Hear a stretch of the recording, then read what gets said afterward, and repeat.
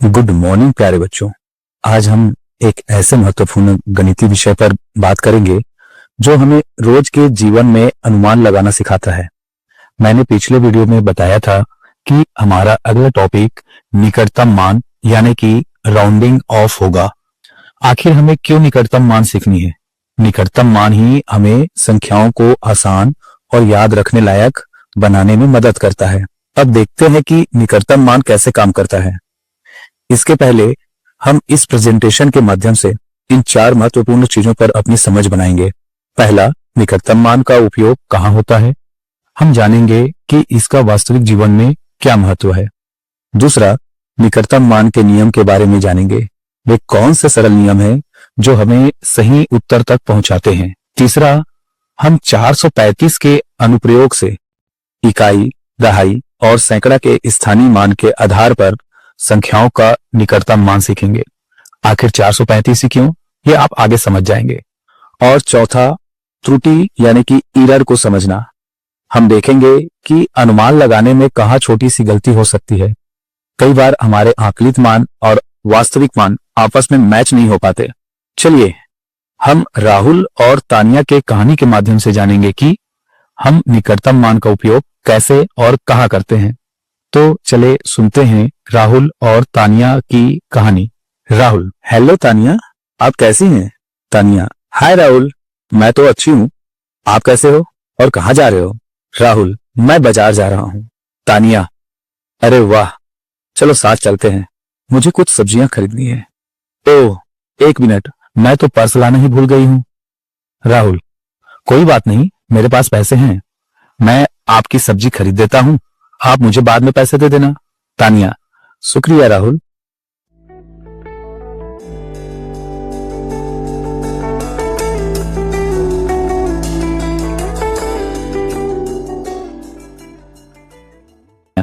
शुक्रिया राहुल, मुझे आपको कितने पैसे देने होंगे?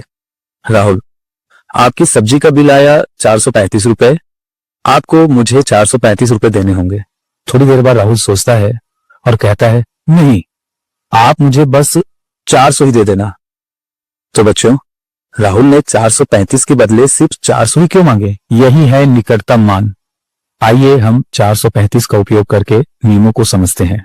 नियम 1, हमारे पास 3 अंकों की संख्या है जिसमें अंकों का स्थान इकाई, दहाई और सैकड़ा तक है, और यदि इसमें से हमारी समझ बन जाए तो हम कितने भी अंकों की संख्याओं का निकटतम मान निकाल सकते हैं। निकटतम मान निकालने के लिए किसी भी स्थान में अंकित अंक का स्थानीय मान के आधार पर स्वयं के संख्या और आगे की संख्या को लेते हैं। उदाहरण के लिए 435 में इकाई के स्थान पर 5 है, तो हम 5 और आगे की संख्या में रेस लगाएंगे कि वह संख्या किसके नजदीक पर है। दहाई का निकटतम मान निकाल रहे हैं तो हम 30 और उसके अगले स्थानीय मान होगा 40 के बीच देखेंगे। अगर हम सैकड़ा का निकटतम मान निकाल रहे हैं तो हम 400 और उसके अगले 500 के बीच देखेंगे। नियम 2, मध्य बिंदु का पता लगाना ही इस समस्या का हल है। जिन दो अंकों के बीच हम निकटतम मान देख रहे हैं उन दोनों के बीच हमेशा एक मध्य बिंदु होता है। जैसे 30 और 40 का मध्य बिंदु 35 है, 400 और 500 का मध्य बिंदु 450 है। लेकिन क्या 5 और 6 के बीच मध्य बिंदु नहीं है? है, बिल्कुल है, और वो है 5.5। आइए इस बात को मैं घड़ा और लोटा के माध्यम से समझाता हूं। सबसे पहले मैं आपको ये बता दूं कि 435 में इकाई में अंकित 5 का निकटतम मान 5 ही है। जानते हैं कैसे? चलिए वीडियो में क्या हो रहा है उसे ध्यान से देखिए और समझिए।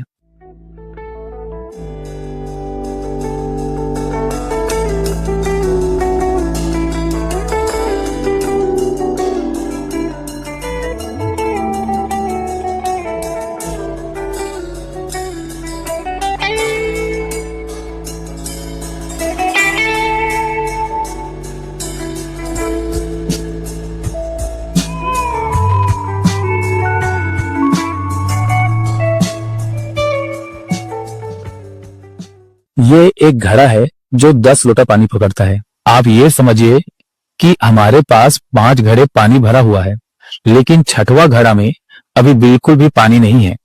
इसलिए हम इसे 5 का निकटतम कहेंगे। लेकिन अगर इस घड़े में 5 या 5 से अधिक लोटा पानी होता तो हमारा निकटतम मान 6 होता। इसे हम दहाई और सैकड़े के स्थान में अंकित अंकों का प्रयोग करके समझेंगे।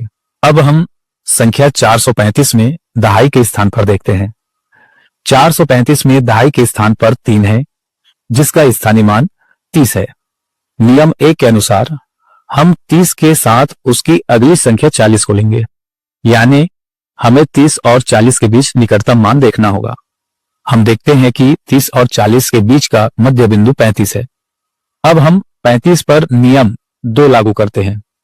यदि कोई संख्या मध्य बिंदु यानी कि 35 या उससे आगे तक की हो तो उसका निकटतम मान अगली संख्या 40 होगी। यदि वह संख्या 35 से कम है तो उसका निकटतम मान पहली संख्या यानी कि 30 होगी। चूंकि 435 में हम 35 पर हैं, जो कि मध्य बिंदु है, इसलिए इसका निकटतम मान दहाई के मान 440 पर होगा। यही क्रम हम अब सैकड़ा के लिए भी अपनाते हैं। 435 में सैकड़ा के स्थान पर 4 है, जिसका स्थानीय मान है 400। नियम 1 के अनुसार हम 400 के साथ उसकी अगली संख्या 500 को लेंगे। 400 और 500 के मध्य अगर कोई मध्य बिंदु है वो है 450। अब हम 435 को मध्य बिंदु 4 से 50 से मिलाते हैं। चूंकि 435 450 से कम है, यह मध्य बिंदु तक नहीं पहुंच पा रहा है। नियम 2 के अनुसार यह उसी पहली संख्या के नजदीक रहेगा, इसलिए 435 का निकटतम मान 400 ही होगा। यही कारण है कि राहुल ने 435 के बदले सिर्फ 400 रुपए मांगे। अब हम इस बात की समझ भी बनाएंगे कि हमारा निकटतम मान, जिसे हम आकलित मान भी कहते हैं, कुछ संक्रियाओं पर दोनों मान एक समान, जैसे 11 धन 12 का वास्तविक जोड़ मान 23 का निकटतम मान 20 है। 11 धन 12 का आकलित मान का जोड़ 10 धन 10 बराबर 20 है, जो कि एक समान है। पर कुछ संख्याओं का वास्तविक मान और आकलित मान अलग अलग हो जाता है, जिसे राउंडिंग ऑफ ईरर या त्रुटि कहते हैं। जैसे मैं आपको एक उदाहरण के माध्यम से समझा रहा हूं। 16 धन 17 जिसका योग 33 है, जिसका निकटतम मान 30 है, किंतु 16 का आकलित मान 20 और 17 का भी आकलित मान 20 है, जिसका योग 40 है। तो इस कंडीशन में इसे निकटतम मान त्रुटि कहेंगे। पर इस त्रुटि के अलावा निकटतम मान हमारे जीवन में अनुमान लगाने के लिए बेहद उपयोगी है, जिसका उपयोग करके बिखरी हुई संख्या को राउंड कर सकते हैं। यदि यह वीडियो आपको पसंद आया हो तो प्लीज लाइक और सब्सक्राइब जरूर करें। आप सभी का धन्यवाद।